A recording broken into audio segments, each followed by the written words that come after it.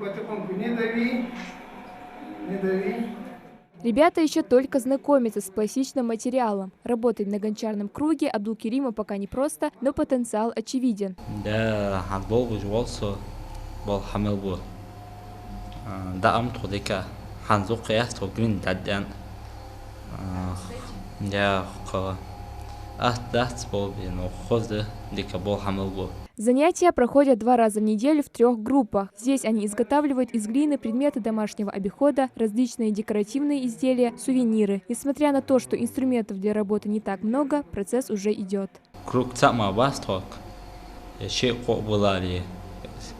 Ош қағибереш заниматься даро. Цама бот сатцма ваштадалцы полби. Мастерская открылась в конце прошлого года. За неполных 3 месяца ребята уже неплохо освоили навыки работы с глиной, хотя есть чему учиться. А зам мастерства их обучает наставник Юсуп Цуров, который в каждом своем ученике видит потенциал и желание знакомиться с чем-то новым. Сегодня у меня занимаются вот эти ребята. Даже есть в них даже очень много одаренных детей, которые, несмотря на кое-какие отклонения, можно сказать, но все равно есть здесь.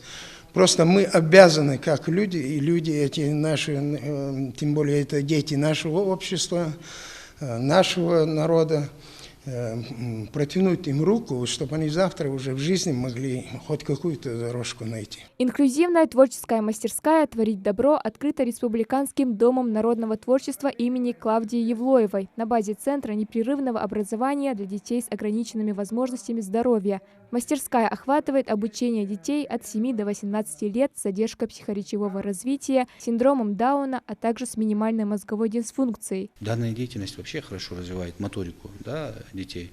Ну, ни одно развитие моторики не сопровождается развитием интеллекта ребенка. Поэтому моторика тесно связана с интеллектом ребенка, и развитие моторики приводит к тому, что ребенок интеллектуально больше уже бывает подкован, он узнает больше о деятельности, о новых направлениях, и значимость переоценить просто невозможно, потому что это процесс коррекции ребенка. На гончарном круге детей учат не просто лепить красивую чашку, но и создавать нового себя. Поэтому Расул Цароев с огромным интересом изучает новое для него дело. Он даже думает связать свою жизнь с этим нелегким, но полезным ремеслом.